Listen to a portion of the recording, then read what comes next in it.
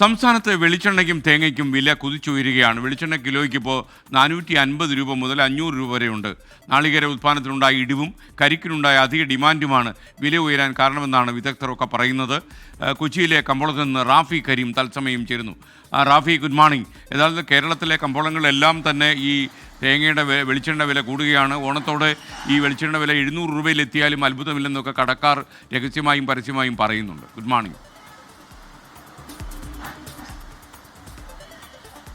Good morning. തീർച്ചയായും നിലവിൽ 450 രൂപ മുതൽ 500 രൂപ വരെ വെളിച്ചെണ്ണയ്ക്ക് കിലോക്ക് വിലയായി കഴിഞ്ഞു. ഈ വില ഇനിയും മുന്നോട്ട് കുതിച്ചുയരാനുള്ള സാധ്യതയാണ് വ്യാപാരികൾ എല്ലാവരും നമ്മളോട് പങ്കുവെക്കുന്നത്. ഇപ്പോൾ ഞാനുള്ളത് എറണാകുളത്തെ ഒരു മൊത്ത വ്യാപാര സ്ഥാപനത്തിലാണ്.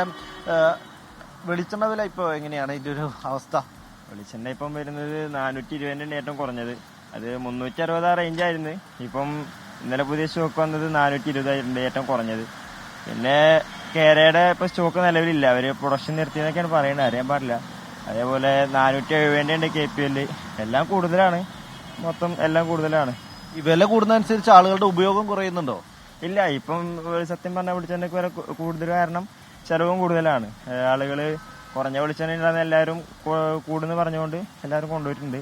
അപ്പം നിലവിൽ സ്റ്റോക്കെല്ലാം ഔട്ടാണ് ഇപ്പോൾ.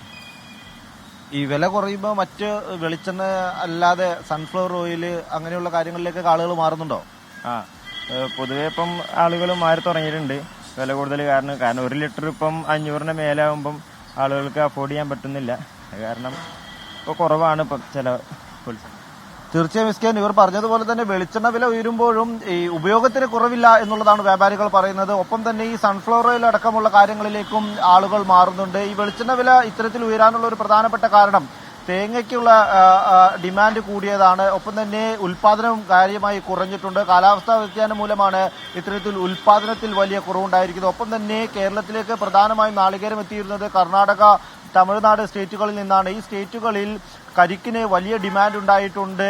കഴിഞ്ഞ മാസങ്ങളിലെല്ലാം തന്നെ കരിക്കിന് അവിടെ വലിയ ഡിമാൻഡാണ്. അത്തരത്തിൽ കരിക്കിന്റെ ഡിമാൻഡ് ഉയർന്നതും ഇവിടേക്കുള്ള നാളികേരത്തിന്റെ വരവ് കുറഞ്ഞതുമാണ് ഇത്തരത്തിൽ വെളിച്ചെണ്ണ വില ഉയരാനുള്ള ഒരു കാരണം. അടുത്തെങ്ങും ഈ വെളിച്ചെണ്ണ വില കുറയില്ല എന്നുള്ളതാണ് ഇതുമായി ബന്ധപ്പെട്ട വിദഗ്ധർ ചൂണ്ടിക്കാണിക്കുന്നത്. വരുന്ന ഫെബ്രുവരിയോട് മാർച്ച് കൂടിയൊക്കെ ആയിരിക്കും വെളിച്ചെണ്ണ വിലയിൽ ഏതെങ്കിലും തരത്തിലുള്ള കുറവ് പ്രതീക്ഷിക്കുക.